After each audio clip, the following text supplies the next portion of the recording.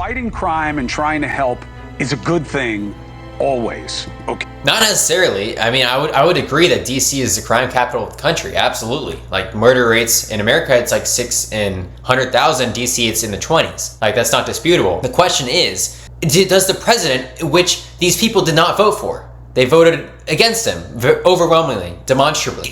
Does he have that jurisdiction to override the Home Rule Act, right? Which he wants to do. He wants to change their police rules. He wants to change their immigration statutes in DC, and then place National Guard troops for a very ordinary reason to fight crime, which is declining, albeit to high levels, but it's still declining. It's like if Vladimir Putin offered to send Russian troops to Kiev for the wholesome purpose of fighting crime. It's like, do you think the people there are going to like that? They don't like Trump. They want to have some kind of political agency in and of themselves, and they did not vote for these troops to be on every street corner. That's how it works. If the people wanted more police, they can vote for that, right? They can vote locally for that. But the thing with DC is that the president does have control of the National Guard, not completely over DC police, which is where the legality comes into this, right? He doesn't need Congress to control the National Guard for as long as he wants, but...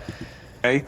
So the idea that this is bad because Trump is doing it is, in my opinion, pure folly. But I do think they're missing an opportunity, Bill. The way to bring down crime in urban centers is not to have National Guard parked all over the place. It's much more sophisticated and programmatic than that. You know this.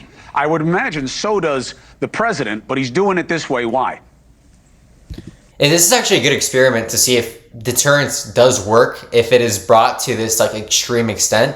We know deterrence isn't a great strategy overall. We know that a capable police force, particularly on the investigative end, taking people off the streets who are going to do recidivism, right? That's very, very helpful.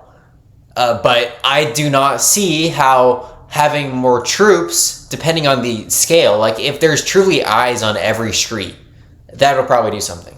But if it's just like maybe doubling the police capacity, that's not going to do much, right? It's about capability, and I bet these National Guard people are not skilled policemen, right? They're National Guard members. That's not their ordinary job. So I think crime will go down, mostly because summer has ended, school's back in session. That's just how seasonal crime works. Trump's gonna probably get some lower crime numbers because crime in DC has been declining anyway. So there's no way Trump doesn't win from this, because it will go down. Like, there's no way it will go up. Some of that might be from deterrence, though, which will be an interesting thing to study. Well, you're lucky to have me on the program tonight, because always you're starting to sound like a coxcomb. All right, COXCOMB. I know what the word is. All right. So I'm going to save you from yourself once again. Please. Thank you, St. Number Bill. one, you're welcome. The reason the National Guard and the FBI and the marshals are in D.C. is because President Trump is personally offended by the look of the city and the tone of the city. It's as simple as that. It has nothing to do with race. San Francisco is in worse shape than Washington, D.C. A lot of cities are in worse shape. The fundamental problem is that it's anti-democratic. It doesn't matter how ugly the crime is. Democracy is something that we value, even if it involves maybe sacrificing something that is like good, is law and order, right? Same thing that happened in Ukraine. Orange Revolution, Euromaidan, that could be seen as a sacrifice of law and order for democracy, and we cheered that on in the West and the European Union, as we should, because I think that's a good thing, right? But this is the opposite. Just as I said with my example of Putin, like having the best of intentions, if he wanted to solve crime in a sovereign Ukrainian territory, it's like, well, the people there didn't vote for you. So that's the main issue here. It's about Trump leaning towards his like dictatorship tendencies that people don't like. It very much does have to do with the fact that he is the president. If there is a president that the DC did vote for, they probably have less of an issue with it. But right now, the reality of the situation is they don't have Bernie Sanders in office, and crime isn't that big of a deal to them, because if it was, then they can vote in hiring more police, as I just said. A lot of cities are in worse shape, and that's my point. So injecting race is the usual phony garbage. The problem with Washington, San Francisco, New York, Chicago, LA, on and on, is that progressive leadership does not believe in punishing many crimes. It's the broken windows theory. If you create social disorder, you're punished. Progressives do not believe that. So you can steal up to $1,000 in California and there's no penalty. So shoplifting is rampant. It's an easy analysis. Oh, you don't get a felony, but that is a misdemeanor. You don't get no penalty. I disagree with that law in specific, but I think most progressives would say that they look at the data, they look at the crime, they look at the sentencing data, how it affects recidivism, and every single time when you account for aging out of crime, super long sentences are not effective at all. So that's the thing that most progressives will look at. They don't sympathize with criminals unless they're an actual communist, which very, very few people actually are.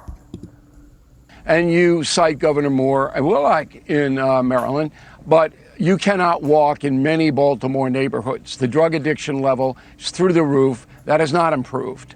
What has improved is that Moore organized it so it is harder to commit gang murders. It is harder for them.